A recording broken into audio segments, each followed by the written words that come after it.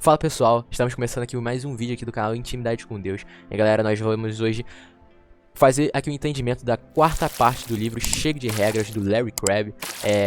Nesses dias, né, a gente está fazendo aí a leitura, né, do livro, e toda quinta-feira a gente está fazendo o entendimento aí do livro, né. E pra quem não sabe, essa parte aqui, né, é a última parte desse livro, né, ou seja, o último capítulo, né, e aí essa é a última semana que vamos estar lendo o livro aqui do Cheio de Regras, e aí podemos dizer que a programação do canal pode voltar ao normal aí mais pra frente, né, mas se você não viu as outras leituras, né, do livro, a gente tem uma playlist aqui só do livro Cheio de Regras, então você pode clicar aqui no card e depois desse vídeo você acessa lá a playlist e vê todos os vídeos aí da leitura e do entendimento, né, então... Hoje, né, vamos fazer aqui o entendimento da quarta parte desse livro.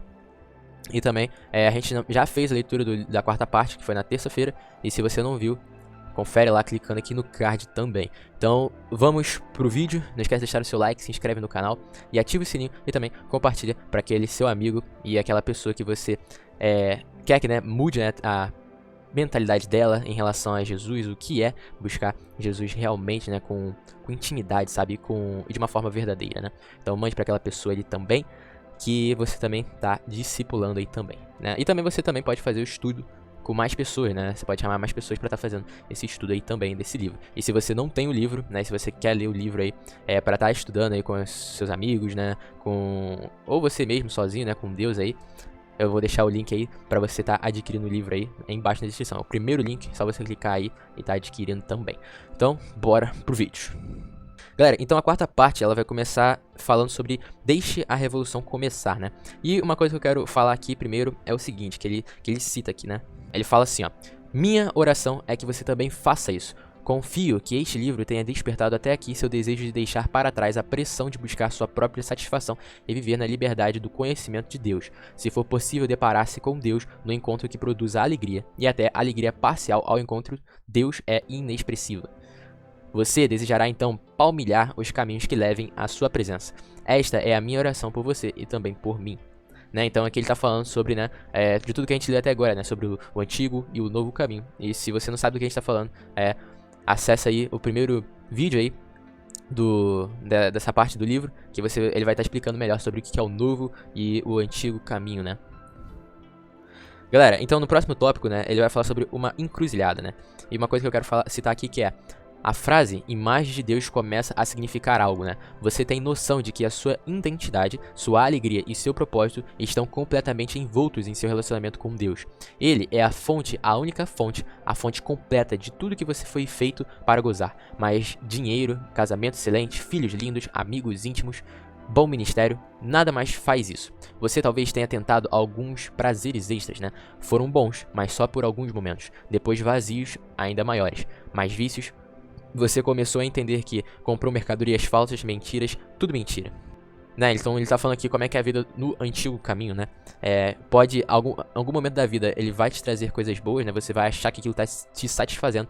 Porém, quando aquilo acabar e aquela satisfação for embora, você ainda vai estar com um vazio dentro de você, né? Porque você não buscou aquilo que você realmente precisa, né? Que é a presença de Deus, que é uma relação, um relacionamento maior com Deus ali, né? Aí você pode estar imaginando, tipo, ter uma vida melhor, tipo, ter um carro, uma casa não é bom? Não, é bom sim, mas você buscando um relacionamento com Deus, você fazendo a vontade de Deus ali, realmente por amor a Ele, essas coisas vão ser, as demais coisas, né, vão ser acrescentadas na sua vida. É como se fosse uma dança, né, que nem eu falei no último vídeo do entendimento, né, que é uma dança que Deus está dançando ali, e as outras coisas, né, tá dançando ao redor de Deus, né, ao redor da presença de Deus. Então, pra você adquirir, não pra você adquirir, mas por mais que você queira, tipo, um carro bom, uma saúde perfeita, né, se podemos dizer assim, por mais que você queira tudo isso, a sua principal vontade, né, sua principal, o que você precisa deixar em primeiro lugar é a presença de Deus, é um relacionamento com Deus, que assim as outras coisas vão ser acrescentadas na sua vida, né. Bom, aí mais pra frente ele vai dizer assim, ó: a vida abundante oferecida por Jesus não consiste no que geralmente chamamos de bênçãos da vida, apesar do que ouviu de muitos púlpitos e leu em muitos livros. As bênçãos são boas, mas não bastam. Não para sua alma, e agora você sabe que tem uma alma, né? Você é uma alma criada por Deus, para encontrar-se em Deus e depois viver por meio de Deus. Entendeu? Então, aqui ele vai meio que falar mais, né, do que eu falei aqui agora, né? Ó, aí, mais pra frente ele diz assim, ó. É possível que nunca lhe ocorresse antes que o que está faltando é o gozo parcial de Deus. Não mais obediência, não mais disciplina, não mais bênçãos, não mais ministérios, não mais segurança emocional, não mais oração, não mais autoestima. O que está faltando em sua vida é uma experiência genuína, profunda, da presença de Deus. Uma experiência satisfatória nos recursos mais profundos da sua alma. Entendeu? Então, o que tem que ser o principal na nossa vida é buscar a presença de Deus, que, como eu falei, as demais coisas vão ser acrescentadas. Como eu falei não, né? Como Jesus falou, né? Buscar aí primeiro o reino de Deus e as demais coisas serão acrescentadas, né? Mas é aquilo, né? Não buscar a presença de Deus pra conseguir algo, né? Você tem que buscar a presença de Deus, né? De uma forma natural, de uma forma que você realmente queira, né? Buscar a presença de Deus, né?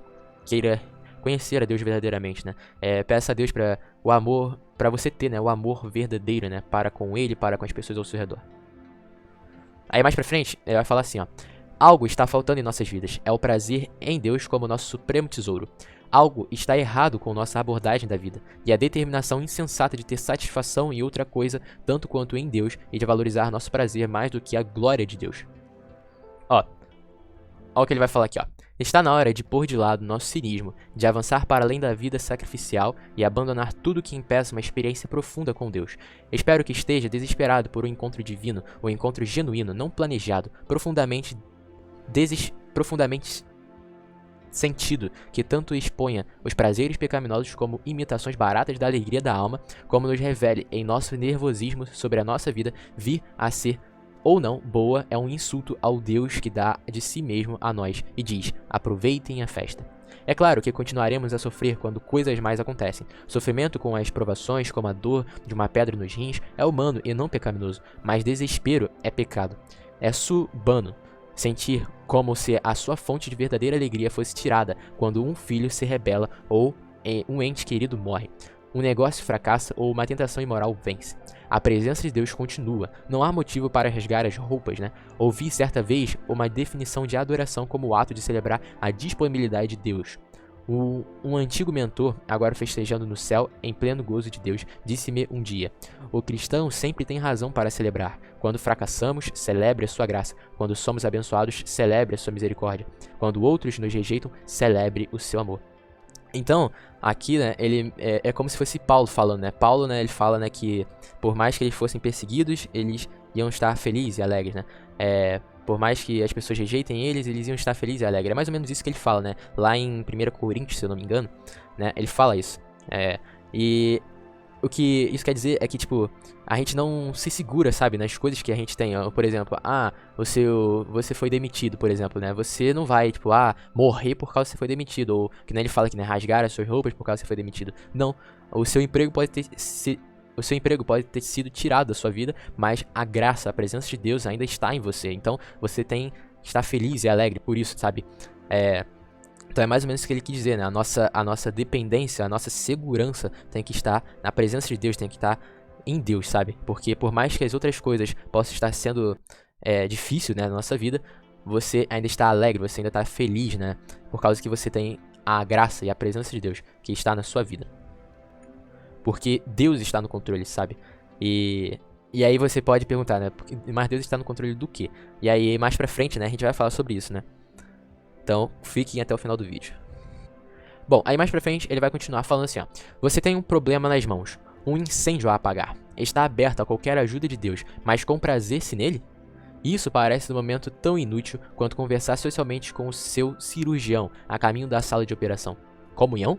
Não. Não agora. Basta funcionar. Faça o seu trabalho. Não me mostre fotos de seus filhos. Não me importa se o seu filho joga futebol, lave as mãos, põe as luvas, depois pegue o bisturi e me cure. Pelo amor de Deus, cure-me.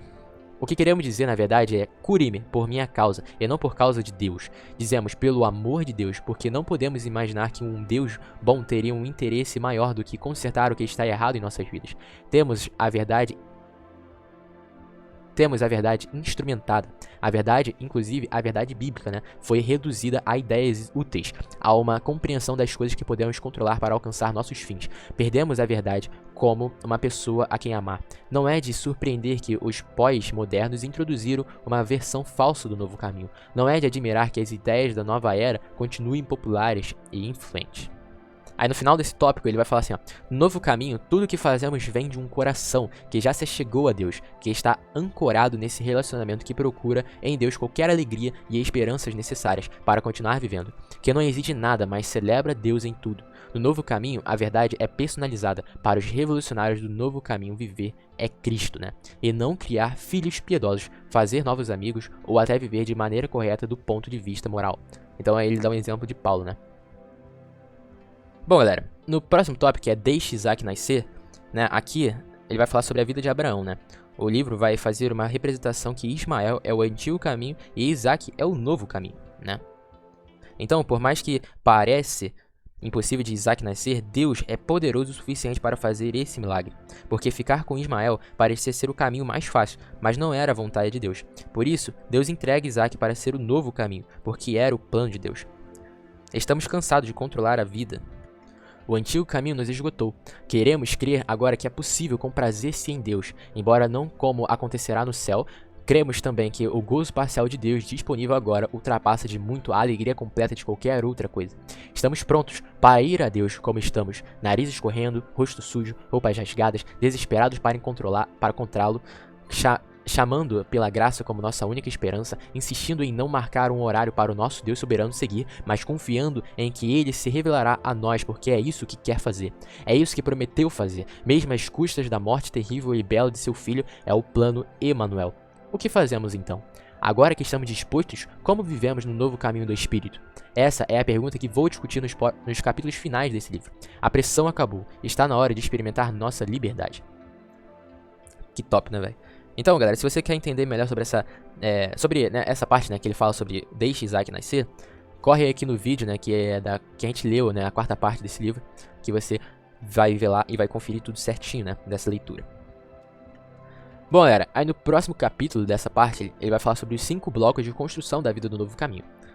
Que aí nesse tópico, né, que é o não rapidamente, mas acontece, mais pra frente ele vai falar assim, ó: o Espírito, porém, está sempre ativo. Cremos nele e temos esperança. Passamos finalmente a experimentá-lo e a conhecer a alegria. Ao longe da estrada, o novo caminho, somos libertados do impulso de abastecer-nos, de nos manter satisfeitos com base nas coisas boas em nossas vidas, e libertados para viver para Cristo e amar tanto a Deus quanto a outros. Entramos em comunhão com a Trindade, como escolares aprendendo as primeiras letras, mas nossa alegria é real. Ela é parcial, mas real. Chega a seu tempo com toda certeza. Existe uma relação linear entre viver no novo caminho e comprazer-se com Deus. Se seguirmos o seu espírito, se andarmos pelo novo caminho, vamos experimentar o amor do Pai e contemplar a beleza de Cristo. Jesus prometeu manifestar-se aos que o amarem mais do que as bênçãos. É uma relação linear. Semeie para o Espírito e irá colher do Espírito. Então, para quem não sabe, né, o Espírito Santo é o nosso auxiliador, né, no novo caminho, né, que Jesus veio trazer para nós o novo caminho. Bom, e aqui, mais pra frente, a gente vai falar sobre 5 ideias básicas, né? Que é, se você quiser viver no novo caminho do Espírito, então, primeiro, reflita sobre onde está. Que aí, nessa parte, ele fala assim, ó: não são muitos cristãos que encontram o sinal vermelho na lista do shopping, mostrando onde se encontram. Muitos nem sequer o procuram. Cada nova jornada começa onde você se encontra. Saber o que está acontecendo em seu íntimo é importante. Um duplo conhecimento também. Você não pode conhecer a si mesmo sem conhecer a Deus, e não pode conhecer Deus sem conhecer a si mesmo. Prometa, então, diante de Deus e da sua palavra, não fingir a respeito de nada. Tome tempo para refletir algumas vezes com outros que lhe darão uma opinião sincera sobre onde você está, especialmente sobre o que está acontecendo em seu mundo interior. Você saberá que esta reflexão está agindo quando começa a sentir a libertação penosa do quebrantamento, não das mágoas em sua vida, que não pode reviver, mas do orgulho que não consegue eliminar. A energia do antigo caminho continua em nós, até chegarmos ao céu. Ela sempre estará e não vai melhorar, mas a energia do novo caminho também está em nós, se formos cristãos. Reflita sobre a batalha pelo domínio entre as duas fontes de energia. Então, o que ele está querendo dizer aqui é que na sua caminhada com Jesus, né, você tem que parar e refletir, né? Você tem que, algum tempo você para e reflita, né, sobre o que você está fazendo, sobre, por exemplo, pergunta pra Deus, né, se o que você está fazendo tá glorificando o nome dele, tá deixando ele feliz, se é o que você poderia fazer, se é o que Deus, né, quer que você faça ali na sua vida, né? Pare e reflita, né, sobre se a pessoa que você está namorando, né, é a pessoa certa, é a pessoa que Deus colocou na sua vida, sabe? Reflita sobre se o seu trabalho é onde que Deus, né, quer que você esteja, sabe? Então, reflita, né, sobre a sua caminhada com Jesus, né? Reflita sobre o que você está fazendo é o certo, né? Então, fale com Deus, né? Converse com Ele sobre o que você está sentindo, né? Reflita, né, sobre o seu caminhar com Jesus, né? É isso mais ou menos que ele quer dizer aqui, né? Bom, aí aqui ele vai falar sobre o 2, né? Que é reconheça a encruzilhada no caminho que está sempre diante de você. Dois caminhos se apresentam constantemente diante de você, especialmente quando algo errado acontece em sua vida. Problemas financeiros, um relacionamento perdido, o aparecimento de um problema emocional. Você tem uma escolha a fazer entre o antigo caminho, tentando manipulá-lo bem a fim de melhorar as coisas, ou o novo caminho de achegar-se a Deus e depois enfrentar seus problemas com nova energia, sabedoria e propósito. O antigo caminho pode identificar anseios pessoais profundos, mas não sempre sobre você, o seu bem-estar e conforto. A sabedoria do antigo caminho nunca revela sua ânsia mais profunda, seu desejo de Deus, seu desejo ardente pela sua glória acima de tudo mais. Pelo contrário, ele enfoca como você deseja apaixonadamente que a vida funcione e se concentra em desenvolver estratégias eficazes para que isso aconteça. O novo caminho oferece uma estrada diferente. Não começa com a identificação de seus anseios mais profundos, mas com o seu maior defeito. Do quebrantamento vem o arrependimento que evidencia seu anseio pela glória de Deus, uma ânsia que então o atrai para o novo caminho. Então, o próximo é o 3, né, que vai falar sobre focalize novamente suas metas, né? Então, admita quais foram as suas paixões principais, quais os alvos que tem buscado. Lembre-se de que os nossos corações foram feitos para Deus, e como disse Agostinho, não descansaremos até encontrarmos descanso nele. Buscar com entusiasmo o encontro com Deus nunca é natural, ou uma comunhão espiritual, onde as pessoas são conhecidas, exploradas, descobertas e tocadas, ou a transformação que nos faz mais semelhantes a Cristo. Se não pensarmos a respeito, iremos perseguir alvos que surgem naturalmente. Afluência material, conforto pessoal e físico, e eficiência socialmente aceitável no arranjo da vida que desejamos. Os revolucionários do novo caminho focalizam continuamente suas metas, a fim de buscar aquilo para o qual foram criados para gozar.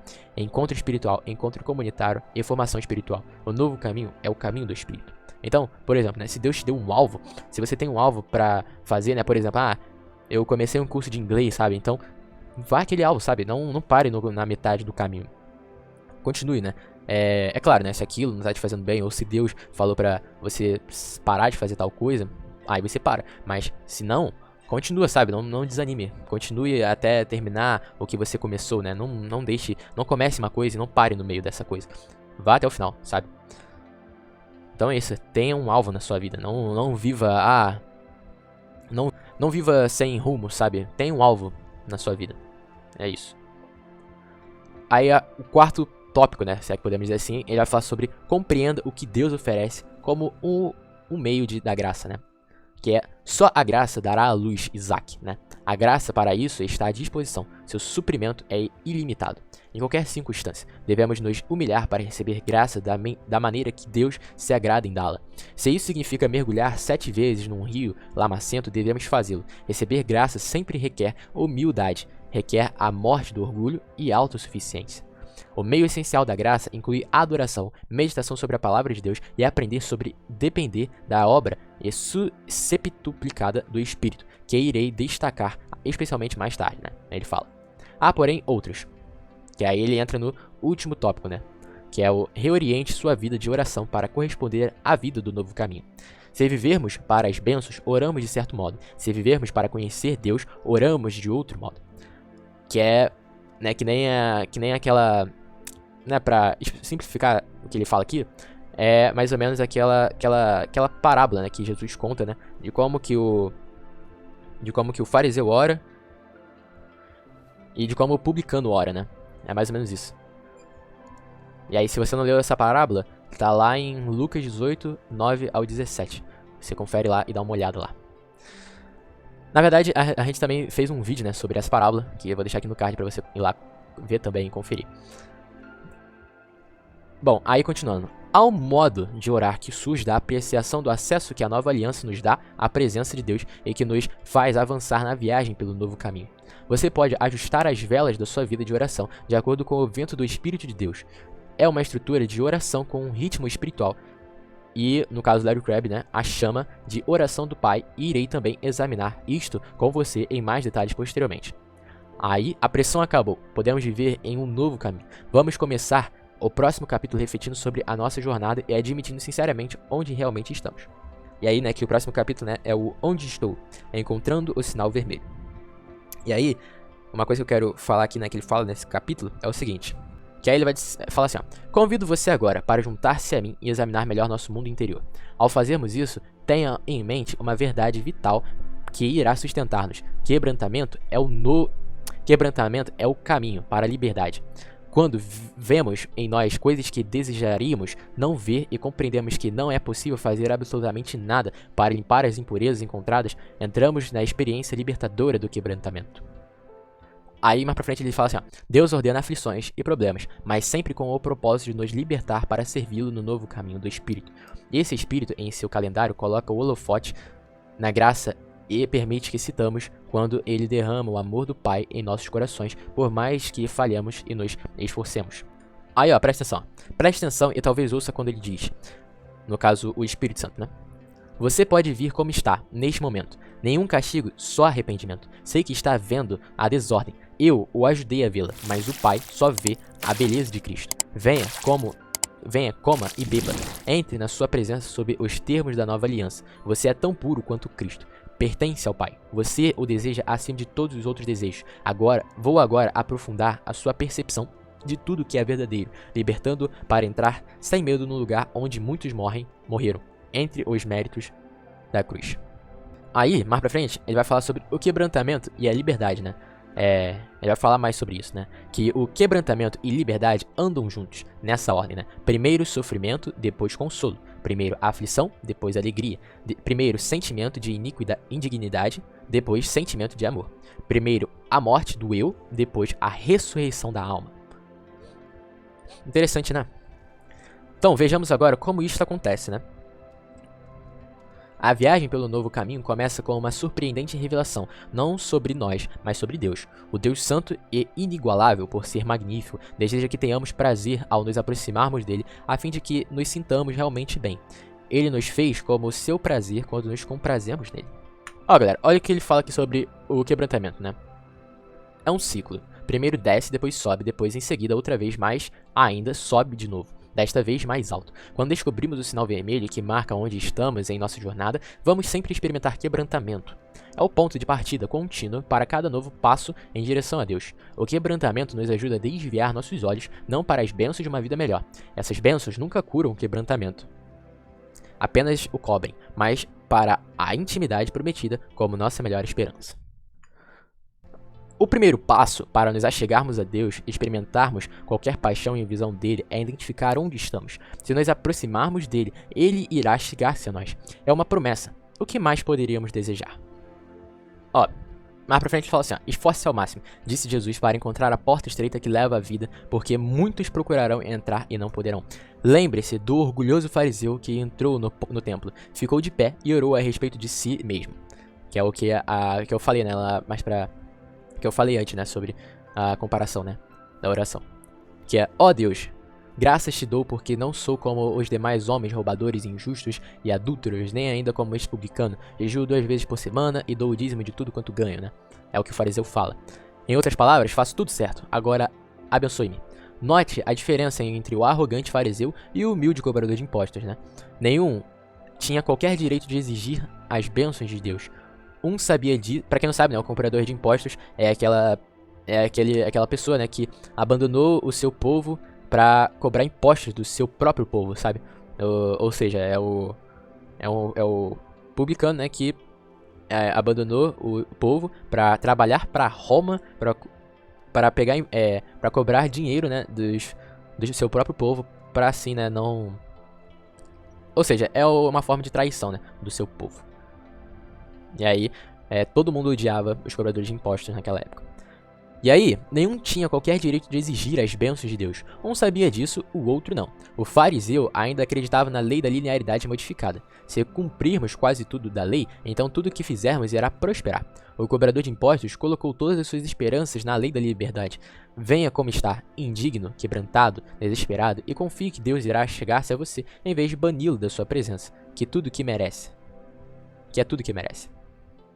Um princípio valioso emerge desta parábola. A autodescoberta guiada pelo Espírito de Deus sempre gera quebrantamento, aumenta a humildade e energiza a dependência e a gratidão.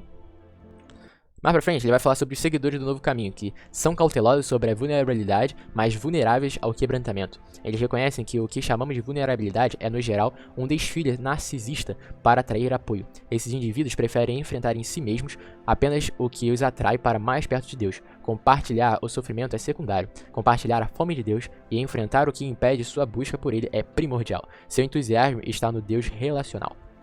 Aí, pra cá, pro próximo capítulo ele vai falar sobre sua escolha de ciclos, né? Que é um trecho que eu quero destacar. Ele fala assim, ó: mas se o nosso fundamento para pensar sobre a vida é o antigo caminho, se acreditarmos que fazer algo certo fará com que a nossa vida funcione melhor, se o nosso foco não for mais alto do que almejar uma vida melhor, iremos então provavelmente ver apenas 2 caminhos abertos à nossa frente. Chamo o primeiro de ciclo de ajuste, né? Que é o veja como funciona. Que aí ele vai falar sobre o antigo caminho, que é o plano 1, que é o ciclo de ajustes. Que aí, se você quiser ler mais aprofundadamente, né, essa parte, né, do plano 1, plano 2 e tudo mais, e o plano 3, que vai falar dos ciclos, né, clique no card que você vai estar lendo lá a leitura, que aí eu vou estar falando tudinho aqui mais abertamente. Aqui nessa parte do entendimento eu só quero destacar alguns trechos, né, que o primeiro, né, que é o primeiro plano, né, que é o ciclo de ajuste, ele vai falar assim, né, num trecho aqui, ó: depois se levante por si mesmo, faça uso de artifícios. A vida é difícil, admita isso, mas se você pode manobrá-la, vamos ver como. Clubes de striptease? Não, pelo menos por enquanto. Eles agridem o seu comportamento moral. Saia mais, faça exercício, junte-se a um grupo pequeno na igreja, reforme sua cozinha, leia bons livros, dê um jantar, namore alguém, você continua casado. Bem, pense apenas a respeito. Agora que experimentou várias estratégias para resistir, avalie, veja quais as que funcionam melhor. Você talvez perceba que tomar decisões morais, seguir os conselhos espirituais, assistir a conferências bíblicas e orar bastante parece ajudar. Ótimo, o cristianismo funciona. O estudo bíblico em que se envolveu, porém, é tedioso. Você sai mais sozinho do que quando chegou. Desista, não está dando certo. Considere algumas alternativas. Você talvez aprecie jardinagem. Se tiver dinheiro, contrate um jardineiro para ajudá-lo. Agora você está pronto para refinar a sua abordagem para recuperar sua vida. Deixe do estudo bíblico, continue moral, plante rosas, continue lendo e talvez mude de emprego. Pelo menos mantenha abertas as suas opções. Você nunca sabe como Deus vai guiá-lo. Pronto, conseguiu. Ainda tem dias maus e as noites são especialmente difíceis, mas está vencendo tudo bastante bem. Às vezes você se sente realmente bem. É verdade que está comendo muito, mas o alimento é uma fonte confiável de prazer. E você não está gordo, só parece próspero. O importante é sentir-se restaurado. Gosta de si mesmo, gosta de quase tudo na vida. E consegue manter distância da dor em sua alma que lhe diz que algo está terrivelmente errado. A necessidade de continuar negando, usando estratégias, avaliando e aperfeiçoando os seus métodos continua, mas por agora você está bastante instável. O antigo caminho está ativo. Louvado seja Deus, ou seja lá quem for. E aí, né, nessa imagem aqui, que eu deixei aqui enquanto estava lendo essa parte, ele vai falar sobre, que é o ciclo de ajuste, né, que primeiro é a negação, e depois vai para a estratégia, depois vai para a avaliação, depois vai para o aperfeiçoamento e a estabilidade. E aí, ele vai fazendo o círculo, né. Aí no antigo caminho, plano 2, que é o ciclo terapêutico, né. Que aí, ó, ele fala assim, ó: comece removendo a negação, a sinceridade de como você realmente se sente. Dá início ao ciclo. A terapia cria um espaço seguro para a vulnerabilidade emocional. Alguém o ouve sem desprezo ou julgamento. Isso ajuda. Quando você compartilha suas emoções secretas e enfrenta aquelas que enterrou, sente-se melhor. O fardo parece mais leve. Pronto, você começou bem. Sente esperança. E é isso, né? Então, você removendo a negação e você se abrindo mais, seja com Deus, seja com a pessoa que você confia, né, o seu conselheiro e tudo mais, né, você tira a negação e vai para a sinceridade, que aí nessa imagem, né, é o ciclo terapêutico, que é a sinceridade, depois você vai para o discernimento, depois você vai para a direção, o apoio, o alinhamento, e aí vai fazendo um ciclo, né? E aí, o próximo é o único plano do novo caminho, que é o ciclo espiritual. E aí, nessa parte ele fala assim, ó, depois do quebrantamento, o Espírito o leva ao arrependimento. Você supôs que merecia satisfação. Pensou que com a ajuda de Deus poderia conseguir isso. Acreditou estar vivendo a vida cristã. Como pode se deixar enganar a tal ponto? Pensou que Deus estava aqui para colaborar com o seu programa, mas só Ele pode dizer, eu sou. Você só pode afirmar, sirvo conforme o teu prazer. E aí, nessa mesma parte, ele fala sobre o abandono, né? O abandono, talvez surpreendentemente, desperta confiança. O Espírito testemunha ao seu Espírito que você pertence a Deus, que Ele está fazendo com que todas as coisas cooperem para o bem, que a eternidade irá justificar a sua escolha de abordar o conforto da sua alma. A esta Deus misterioso, quase sempre visível, aparentemente volúvel, certamente imprevisível. Quando você vivia no antigo caminho, não tinha plena confiança de que ele se achava presente em você, colaborando com os seus propósitos, porque não estava. Agora que está vivendo para a sua glória e se achegando a ele para gozar da sua natureza, sente uma confiança cada vez maior de que ele se acha realmente presente, mesmo durante a sua noite mais escura. Você sabe porque o Espírito lhe diz que ele está presente enquanto você anda pelo novo caminho em direção à melhor esperança de conhecer, glorificar e gozar e revelar a outros o Deus maravilhoso e espetacular que se encontra realmente ali.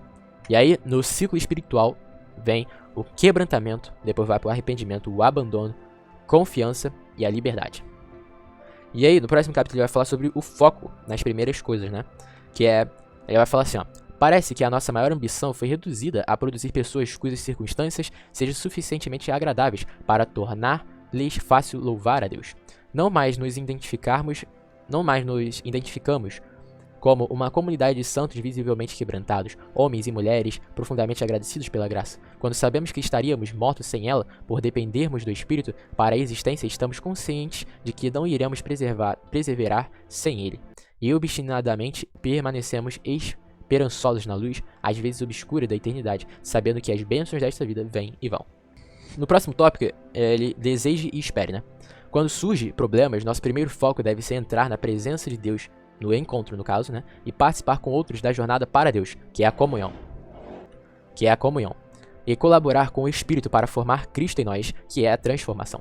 Por causa da nova aliança e seu lugar no plano Emanuel, o foco deve ser o desejo que já é. Devemos simplesmente encontrar em contato com ele. Nosso desejo mais ardente nos dirigirá para a meta do novo caminho.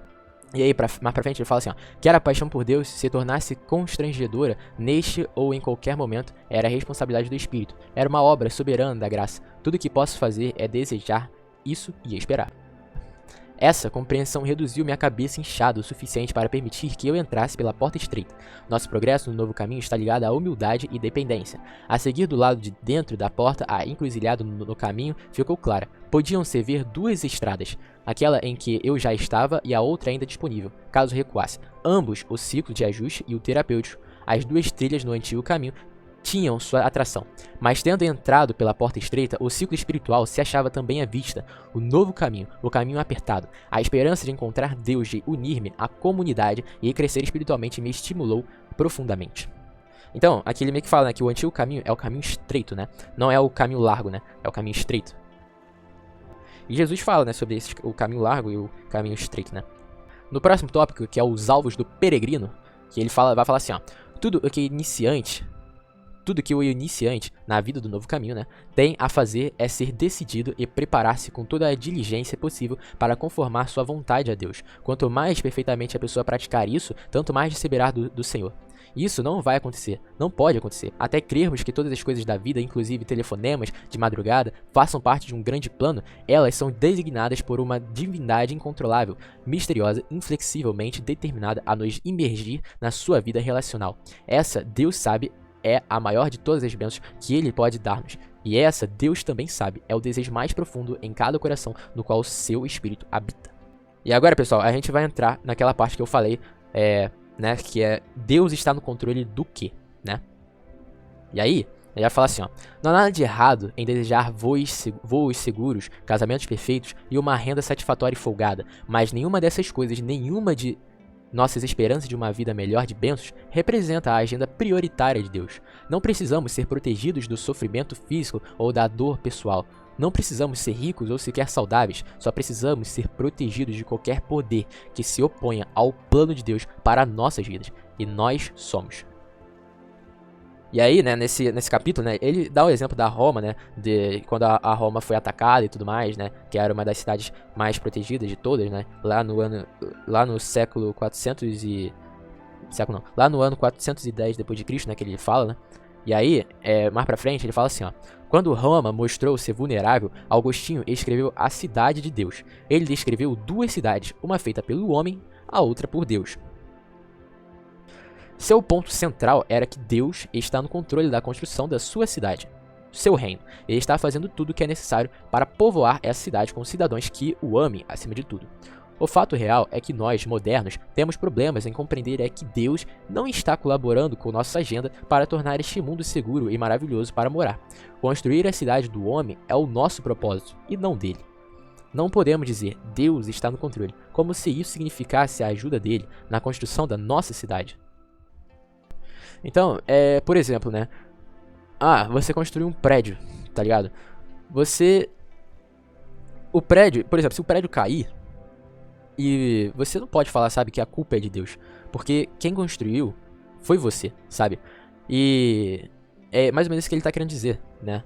Porque tudo que é feito pelo homem não é totalmente perfeito, sabe? Mas tudo que é feito por Deus é perfeito. Ou seja, se você vai construir algo para sua vontade, né? Aquilo lá pode dar errado, né? Pode acontecer alguma coisa, ou também pode dar certo e tudo mais, né? Mas se você, antes de você fazer algo, né, e você falar, seja feita a sua vontade, meu pai, e você fazer isso para realmente, sabe, verdadeiramente para glória de Deus, né, e por amor a Deus e para glória de Deus, né? Deus vai te direcionar para fazer aquilo, sabe? Você não vai fazer para conforme a sua vontade, mas sim para a vontade de Deus. Então, você vai fazer aquilo pro reino de Deus, sabe? E aí, Deus vai te ajudar, Deus vai te... por exemplo, se você for um médico, Deus vai te fazer, né? Fazer um bom atendimento, né? Fazer uma boa cirurgia. Se você for construir um prédio, Deus vai te mostrar a melhor maneira, né, de construir aquele prédio, né? Porque além do mais, né? Deus é um carpinteiro, né? É um construtor, né? Deus é tudo, na verdade, que a gente precisa, né? Então, antes de você fazer algo, coloque primeiro nas mãos de Deus, no controle dele, sabe? E faça aquilo realmente para glorificar a glória de Deus, né? Eu não tô falando que você tem que fazer algo somente pra igreja, até mesmo porque, né, Deus não é somente a igreja, mas fazer, por exemplo, construir uma casa pra glorificar a Deus, sabe? E construir, abençoar alguém pra glorificar a Deus, né? Ou não pra mostrar que você tem, mas pra glorificar a Deus, sabe? E mostrar, né, que se você tá dando é porque Deus te deu a condição de doar pra alguém e doar aquilo pra pessoa por amor, sabe? Então, antes de fazer algo, qualquer coisa, coloque nas mãos de Deus, no controle dele. Bom, galera, aí continuando, né? Nessa mesmo capítulo, né? Ele fala assim, ó: se estivermos vivendo para qualquer outro objetivo, se dermos valor supremo à vida melhor, não somos seus discípulos, estamos nos reprimindo em não seguir o Espírito Santo. Estamos nos reprimindo em não seguir o Espírito Santo. Estamos colaborando com o mundo, a carne e o diabo em oposição ao plano Emanuel, e o poder Emanuel irá transformar-nos ou destruir-nos. Se formos, no entanto, seus discípulos, se suspirarmos por Deus como a corça pela água, se buscarmos apenas uma coisa, contemplar a beleza do Senhor, por acreditarmos que prazer incomparável pode ser obtido na comunhão com Ele, encontramos-nos então na jornada espiritual. Aprenderemos a depender radicalmente do Espírito Santo, e ao fazermos isso, experimentaremos milagres. Vamos testemunhar em nossas vidas o poder sobrenatural do Deus que está no controle de todas as coisas. 3 milagres terão lugar em cada seguidor do novo caminho: encontro com Deus, comunhão que sobrevive à honestidade e transformação surpreendente à semelhança de Cristo. Ouça, porém, esta recomendação: não devemos definir esses milagres como a vida melhor que desejamos e depois tentar fazer com que aconteçam. Isso representaria um desvio do novo caminho para o antigo. Esses milagres, né, que ele está falando, os milagres que vai falar, né, sobre os milagres, né, que Deus coloca, né, quando estamos vivendo um novo caminho e tudo mais. Então se você quiser ver esses milagres, né, que é o milagre o primeiro milagre é o vamos encontrar Deus, o segundo milagre é o experimentaremos comunhão, e o terceiro milagre é seremos transformados. Então se você quer ver mais sobre esses milagres, corre lá no vídeo, né, que a gente leu, né, e tudo mais, da quarta parte, e mais uma vez clique no card e confere, né. Então, continuando aqui, né, não devemos esperar milagres que não podem acontecer até no céu. 3 me vem à mente. Primeiro, nunca iremos gozar Deus constantemente nesta vida e tão plenamente a ponto de adorar com perfeição. Sempre haverá razão para quebrantamento sobre as nossas falhas em apreciar Deus como nosso maior tesouro. Segundo, nunca experimentaremos neste mundo o impacto da graça insuficiente, profundidade para nos relacionar perfeitamente com quem quer que seja. Sentimentos de superioridade, insegurança e críticas injustas irão turvar todo o esforço para amar. Sempre haverá razão para arrependimento sobre nosso fracasso em oferecer comunhão espiritual. Terceiro, jamais dependeremos o suficiente do Espírito de Deus para revelar completamente quem já somos em Cristo. Até o céu, nossa transformação será sempre incompleta. Haverá sempre razão para nova entrega a Deus, confiança maior e libertação irrestrita por intermédio de Deus. A bem da verdade, continuaremos cometendo erros até o céu. Jamais faremos tudo que devemos. Não dependeremos totalmente do Espírito Santo até virmos Cristo. Aí mais pra frente ele falou sobre os milagres, né? E mais pra frente ele vai falar sobre as obras do Espírito Santo, que nós vamos fazer um vídeo separado mais sobre isso, mais pra frente. Mas primeiro aqui eu quero citar sobre a quarta obra do Espírito, que vai falar sobre a afirmação. E uma coisa que eu quero destacar aqui é que ele fala assim, ó. Se olharmos só para nossas vidas, ficaremos imaginando se somos realmente dele. Se avaliarmos o nosso progresso ao longo da jornada espiritual, surgirão dúvidas, mas se aprendermos a ouvir o Espírito, saberemos que somos de Cristo. Iremos comprazer-nos em comunhão santa com Deus. Sairemos do tribunal e iremos para a casa do juiz. Somos seus filhos. E aí também eu quero destacar sobre a sétima obra do Espírito, que ele vai falar sobre a unção, né? E aí ele vai falar sobre a opinião dele, né? Ele vai falar assim, ó. Minha opinião é esta. O primeiro passo para tratar qualquer dificuldade em nossa vida, filhos rebeldes, casamentos tensos, indecisão, gula ou depressão, não é estabelecer o alvo de tornar as coisas melhores e depois preparar um plano de ação. Esse é o antigo caminho. O primeiro passo é apresentar-se a Deus. Admita onde está, encontre o sinal vermelho. Identifique os dois caminhos à sua frente, o antigo e o novo caminho. Faça do encontro com Deus a sua maior ambição e tente se assemelhar a Jesus por meio de sua comunhão. Aprenda a depender do Espírito Santo e espere que essas três ambições sejam concedidas como milagre. Bom, galera, no próximo tópico desse capítulo ele vai falar sobre o temos o que precisamos, né? Que ele vai falar sobre a quarta ideia básica sobre o que significa viver no novo caminho, que é o depender do Espírito e da sua obra cétupla. Que é, podemos depender dele para ficar sabendo que o fundamento está certo, o plano que o Pai julga melhor para nós está funcionando, não importa o que possa estar ocorrendo em nossa vida. Mostrar-nos o caminho aberto por Cristo para a presença de Deus. Temos uma nova pureza, uma nova identidade, uma nova disposição e um novo poder que torna possível em qualquer tempo, em qualquer condição, apresentar-se diante de Deus. Derramar o amor de Deus em nossos corações até ficarmos surpresos por ver que aquele que é indigno de amor é realmente amado. Convencer-nos de que pertencemos a Deus, mesmo quando a evidência é lamentavelmente inadequada. Manter-nos protegidos de qualquer poder que possa desviar-nos da nossa colaboração com o plano Emanuel.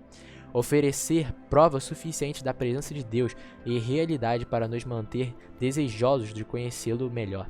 Conceder-nos a motivação e o método, a paixão e a sabedoria para lidar com todas as nossas decisões e responsabilidades de um modo que glorifique a Ele e nos dê alegria, mesmo quando os problemas da vida nos diminuem. Deus está no controle do quê? Do plano Emanuel. Em meio aos escombros dos edifícios destruídos e vidas conturbadas, Ele está se movendo poderosamente na direção do seu propósito.